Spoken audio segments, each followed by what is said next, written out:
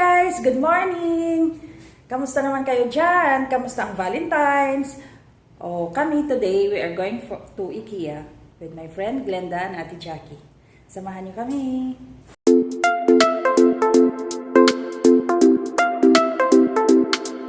Ayan si Glenda, mahilig sa selfie. Selfie girl. Go Glenda! Kailangan nating maging safe, kaya dapat naka-face mask. So, we are here guys. We are waiting for the taxi to come. Kailangan po natin mag-wear ng face mask para sa safety natin. Di po ba?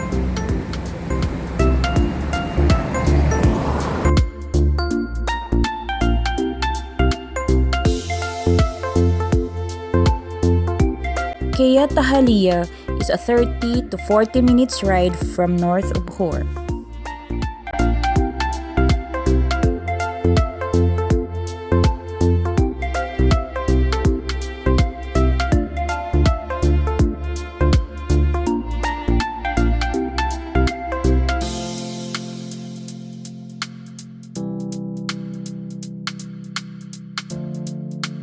This is our friendly driver.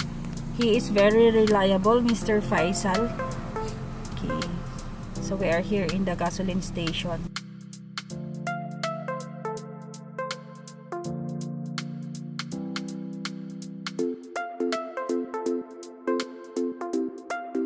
What's the gasoline per liter now, Faisal? 1 liter, 1 real 81 halala. Before? Before 35 halala. So this is after the pandemic or before? Yeah. Before very cheap and then very up. So the increase of the gasoline here in Saudi Arabia, guys, is after the pandemic. An increase in the prices of commodities is one of the negative effects of the pandemic. Even first world countries like Saudi Arabia is greatly affected. So, for our safety and protection, please, we have to follow the different rules and regulations imposed by the government in the respective countries we are in.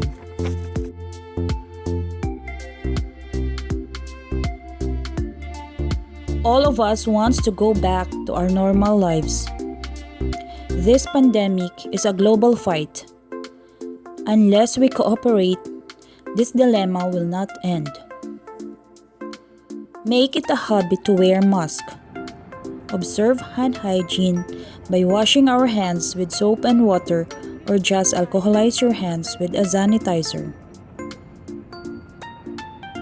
We have to learn to observe respiratory etiquette when coughing or sneezing.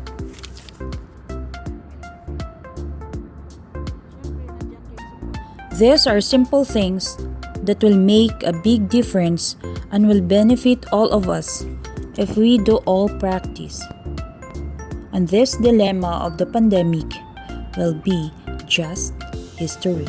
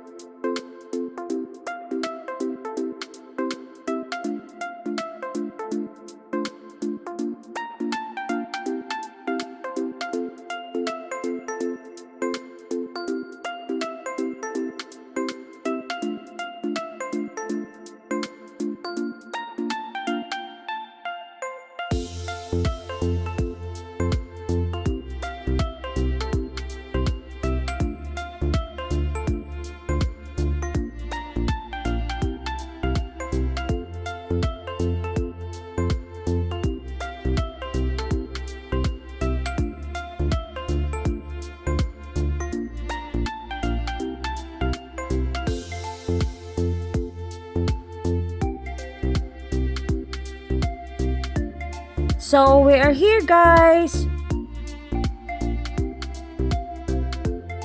Ikea is a Swedish company.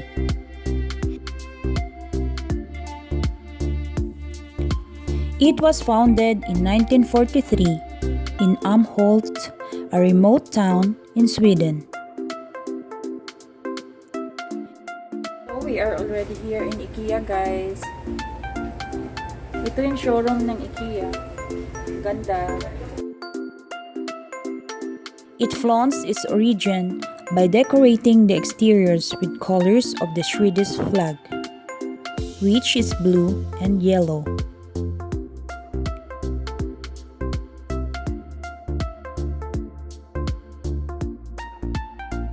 The company's products carry Swedish names, but the headquarters is now in Netherlands.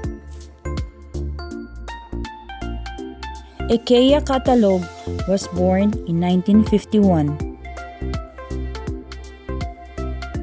The founder of Ikea is Ingvar Kamprad when he was 17 years old.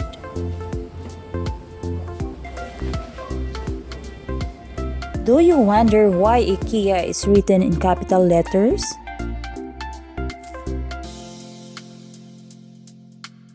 It is all written in capital letters because it is the initial of the founder.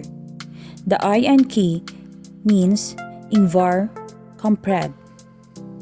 The E is Tarid, a farm which the founder grew up. And A stands for Agonnarid, a nearby village.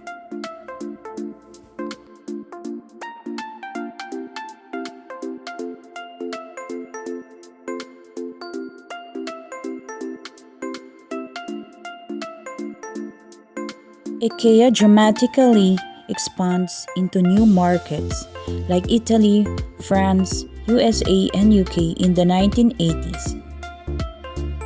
And in the 1990s, it grows even more. Ikea Group was formed and responsibility for people and environment is seen as a prerequisite for doing good business.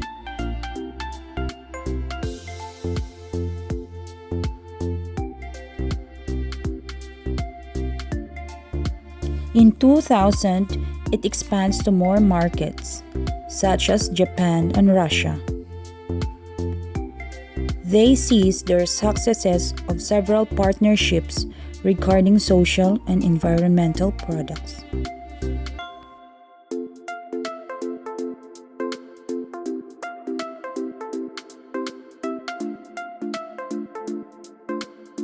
Ikea have come a long way since Ingvar Kamprad founded Ikea in 1943.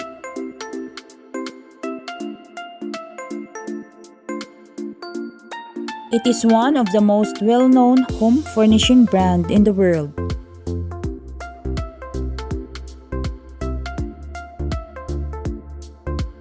It is now a major retail store in over 40 countries and territories around the world.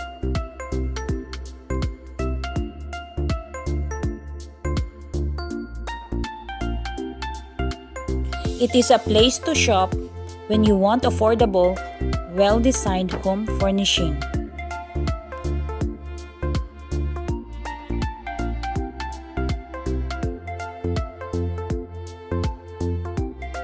Ikea Tahaliya is located in Prince Muhammad bin Aziziya, Jeddah. It is open from 9 a.m. to 12:30 a.m. from Saturday to Wednesday. And it is open from 1 p.m. to 2 a.m. on Fridays.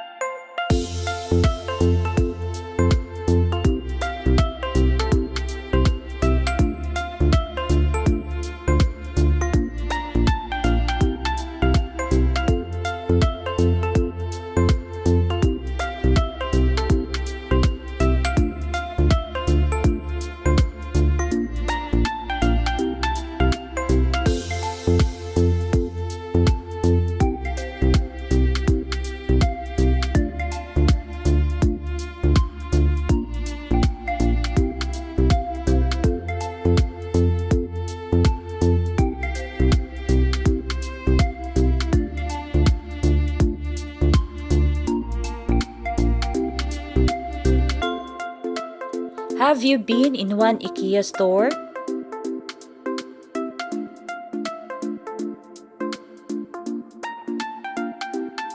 Share your experience in the comment section.